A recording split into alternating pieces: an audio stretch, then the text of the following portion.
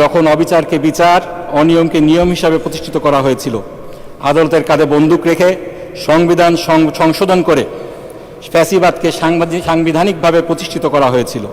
মাননীয় স্পিকার, ফ্যাসিবাদকে প্রাতিষ্ঠানিক রূপ দেয়া হয়েছিল।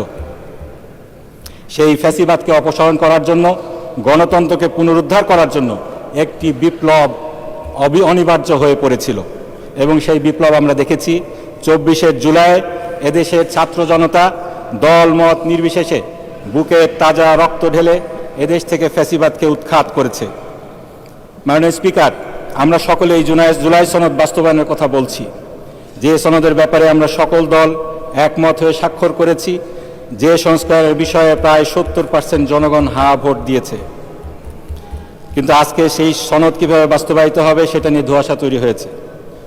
বাস্তবায়ন সংক্রান্ত রাষ্ট্রপতির আদেশ নিয়ে আজকেও এই সংসদে কথা হয়েছে। মাননীয় সংসদ সদস্য স্বরাষ্ট্রমন্ত্রী সালাউদ্দিন সাহেব বললেন, এই আদেশটি না আইন না অধ্যাদেশ। এটি অধ্যাদেশ না মাননীয় স্পিকার। সংবিধানের 93 অনুচ্ছেদ অনুযায়ী কোনটা অধ্যাদেশ এটা নির্ধারিত হয়েছে, কিন্তু এটা আইন মাননীয় স্পিকার। এবং আইনের যে সংজ্ঞাটা, এটা আমাদেরকে সংবিধান থেকেই নিতে হবে, বাইরের থেকে না নিলে চলবে না। এই আইন কি এই ব্যাপারে সংবিধানে সুস্পষ্টভাবে 152 নম্বর অনুচ্ছেদে বলা হয়েছে, সেটা আমি একটু পড়ছি। আইন অর্থ কোনো আইন, অধ্যাদেশ, আদেশ। সুতরাং সকল আদেশ, সেই আদেশগুলা যেগুলো রাষ্ট্রপতি দিয়ে থাকেন সেগুলা আইন এই সংবিধান অনুযায়ী।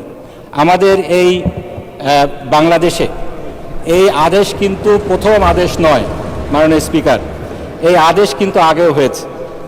আমাদের দেশে 1972 সালে, 71 এবং 72 সালে 155টির বেশি আদেশ হয়েছিল, যেগুলো এখনো আইন হিসাবে বলবৎ রয়েছে। আমরা যে এখানে নির্বাচিত হয়েছি মাননীয় স্পিকার, সেই নির্বাচনটা হয়েছে আরপিওর আন্ডারে। সেই আরপিওটা কি? Representation of people's order 1972। এটি একটি রাষ্ট্রপতির আদেশ। সুতরাং এটা বলার কোনো সুযোগ নেই যে রাষ্ট্রপতির আদেশ এটা আইন নয়।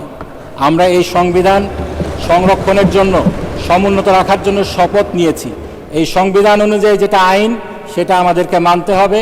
এই রাষ্ট্রপতির আদেশ একটি আইন, এটা আমাদেরকে মানতে হবে। এই আইনের ব্যত্যয় যারা ঘটিয়েছেন তারা আইন ভঙ্গ করেছেন।